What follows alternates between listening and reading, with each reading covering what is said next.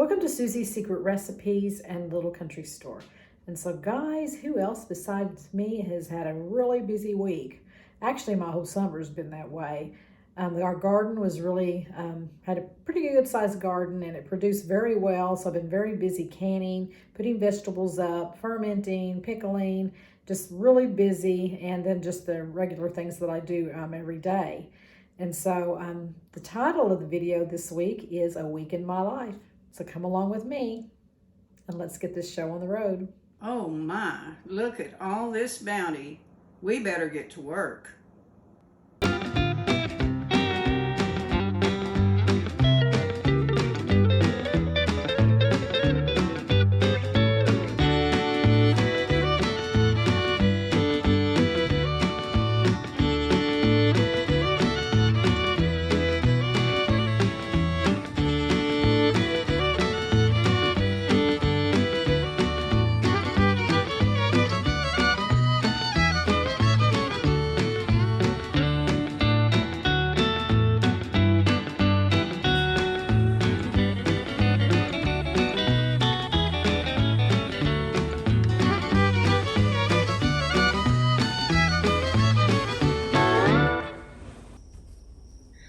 So I'm going to head outside and check on the plants in the raised bed garden, see how they're doing and see if they need some water.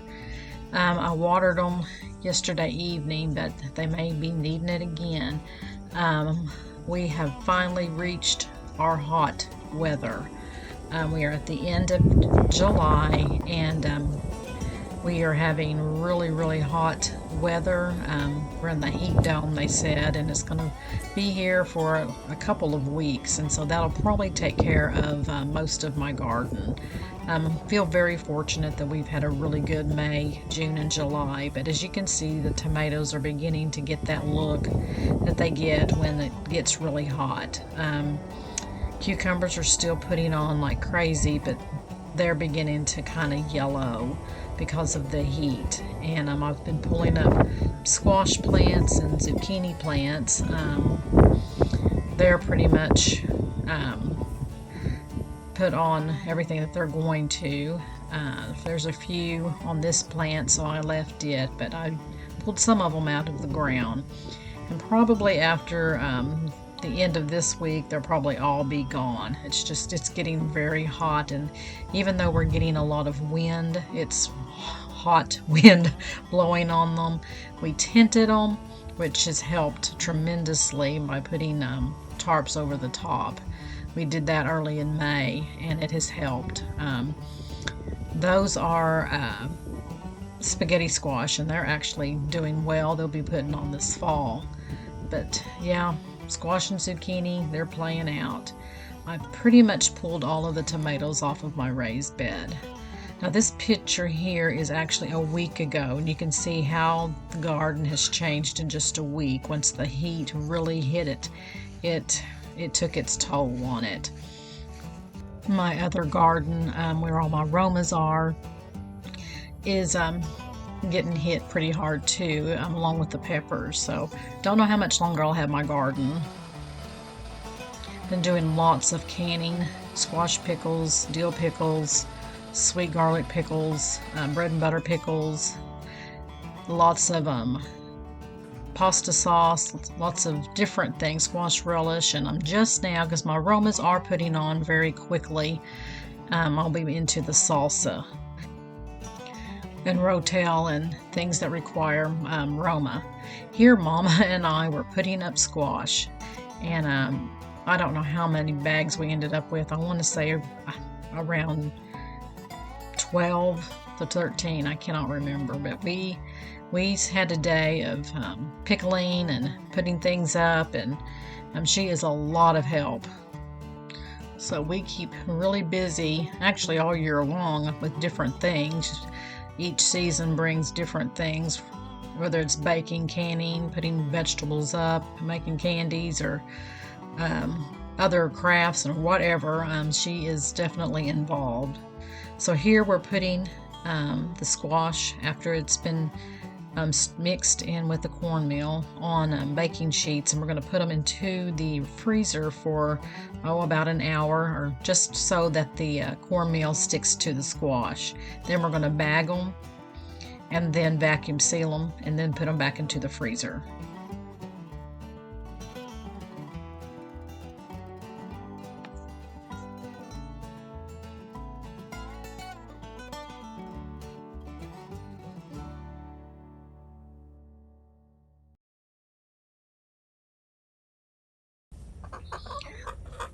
So when it's really, really hot, I check on my chickens a couple of times a day. Make sure they have fresh water, and because their water does get warm when it gets really, really hot. And so definitely want to make sure they have fresh water. That is Neva. She is my oldest chicken. I think I've had her about 7 years. This is Miss Beulah, and she's a brown speckled Sussex. Make sure I think I said that correctly, but anyway, she's a beautiful chicken. I have lots of barred rocks and Morans, and doing down here, this is Miss Opal, and Esther is back behind her. I have 25 chickens total. Camera. Look at the camera. Yeah.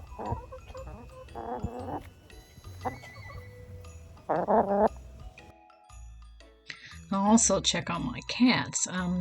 They stay out on the patio, which faces the east, and they actually get a breeze from the south and the north. But when it's hot like this, they're getting hot breeze. And so what I do is I go out and I water down their patio. And when the air hits it, it's like it cools everything off. It's like a little air conditioner. And so they don't mind getting wet, especially General. He'll get one side wet, and there he goes. He'll roll over and get the other side. He's got very, very thick fur, and so he gets the hottest out of all my cats. And Jack is waiting for Richard to come home so he can come in the living room and get on his bed. So I do fried pies on Friday. It's been a little difficult this summer because of canning, but I've had to skip a few Fridays, but I do get a lot of orders for fried pies.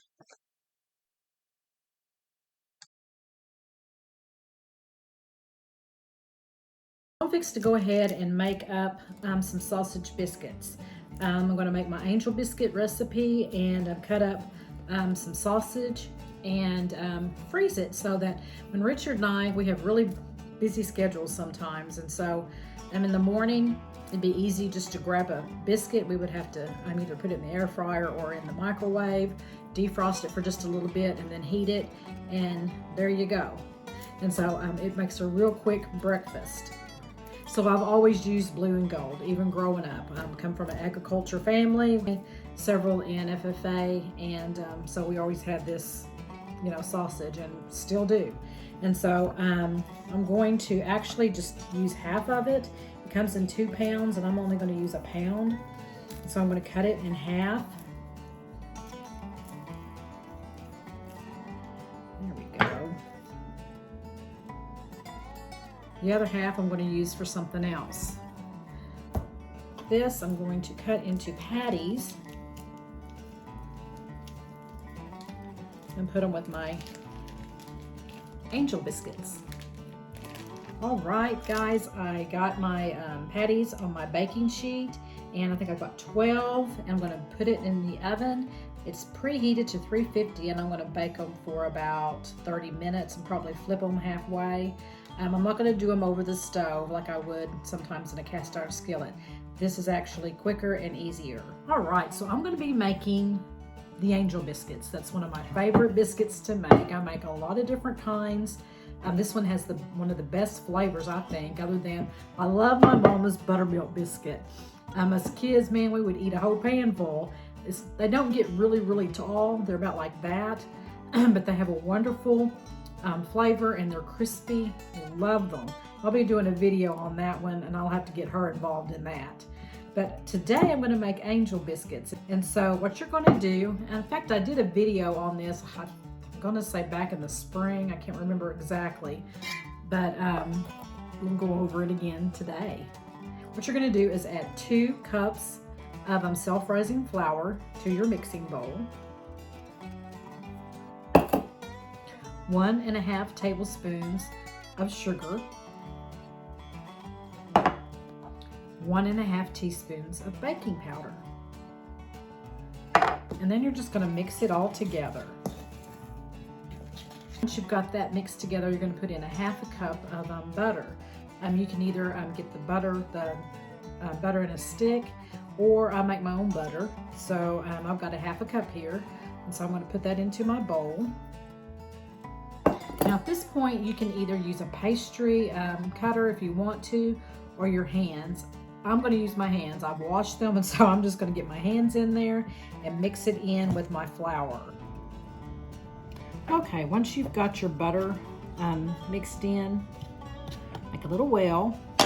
And this is 1.5 cups of buttermilk. Now, if you don't have buttermilk, you can use a cup of regular milk, 2 tablespoons of vinegar, and pour it in and mix it, and you'll have buttermilk then. But what you're going to do is pour it in. I'm not going to pour the whole thing in just yet. I'm going to pour about that much and mix it and see what I got here. If it's too sticky, just add a little bit more self-rising flour to your bowl.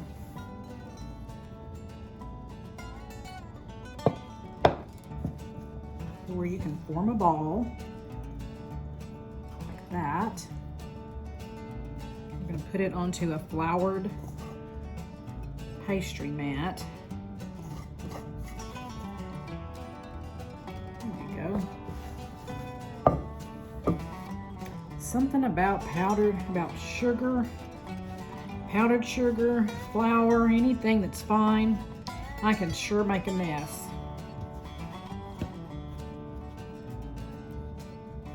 Okay, there we go. Now,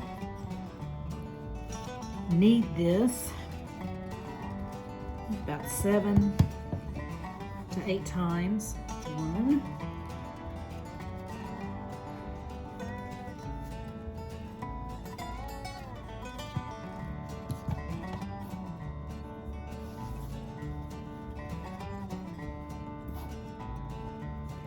And you will find if it's a little sticky when you're doing that, you can always add a little more self-rising flour to it.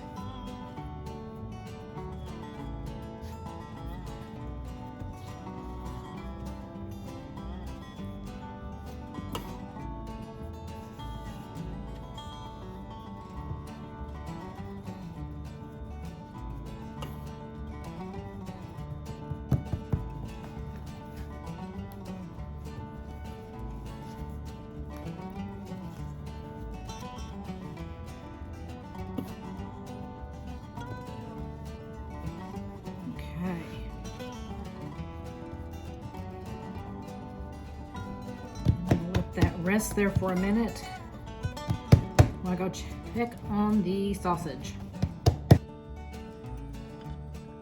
And so the sausage, I flipped every one of them over, but that one, come on, there we go. Put it back in the oven for a while. And then we're going to temp it, and it needs to temp 165. Alright, so I'm going to smash this down. Could get my rolling pin, but I think I'll do just as good with my hands. To be about a 1/2 inch thick. And I normally use a jelly jar to cut the biscuits out with, but the biscuits are only about like that big around, which is good, which is a good size. Richard says that's a great size for biscuits and gravy. But for the sausage, I think I'm going to use a little bit bigger so that the biscuits will fit the sausage patties.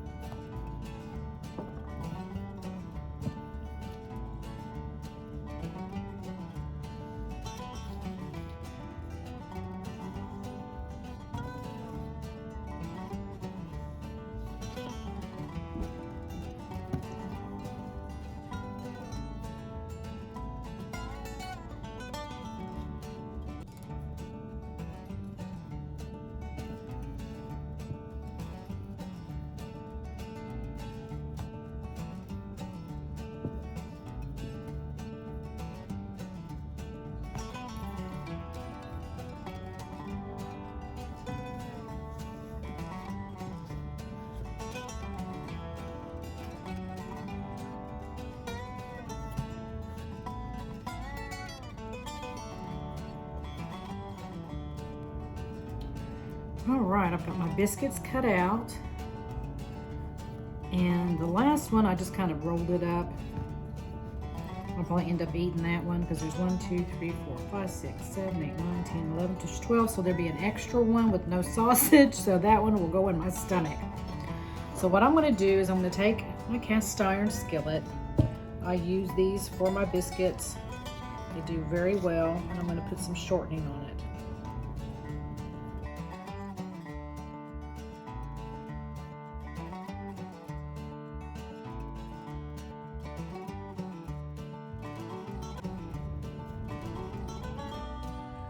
So I'm preheating my oven to 500. Once it reaches the correct temperature, then I will be putting my angel biscuits into the oven.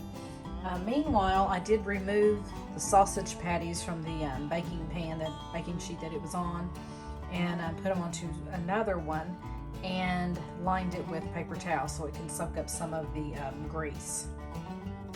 And so I let the sausage completely cool on the baking sheet. I put it in the freezer for about 30 minutes, brought them out, and then put them into a gallon bag, and there you go. Putting 2 to a gallon, to a quart bag, their freezer bag. So I'm having trouble staying out of the pickled vegetables. The carrots, they are so crunchy. It tastes so good. My favorite is the peppers.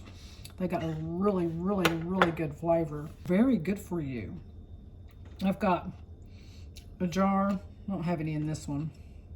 I have a jar of just cauliflower. This jar is actually green tomatoes and pearl onions. Actually, the green tomatoes are very good.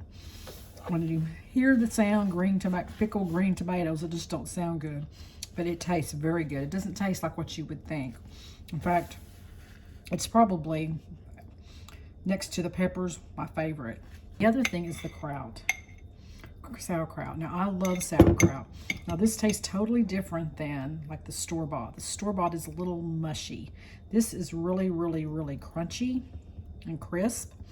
And having like 2 or 3 bites of this each day is really good for the gut. One of the best probiotics there is kraut. As you can see, I've got more fermenting.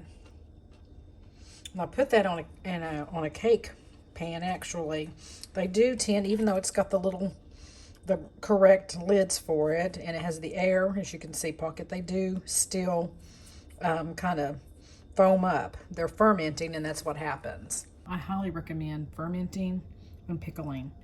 They're just really good for you, really good flavor. And it's something that you can do that you don't have to worry about canning. My mom and I did a video on it not too long ago, a couple of weeks ago. So if you want to see that video, just go back on my history and you'll find it. It's just been like a couple of weeks ago about fermenting and pickling vegetables. So if you enjoyed the video today, then please give me a thumbs up and put it in the comments. And if you haven't subscribed to my YouTube channel, then please click the subscribe button below and hit the notification bell, and it will notify you when I'm going to have another video. Otherwise, guys, I'm going to see you on Monday for an episode of Monday Motivation at 7 o'clock a.m. Central Time, and then next Wednesday for another episode of Susie's Secret Recipes at 7 o'clock p.m. Central Time. So may God bless you, and happy trails.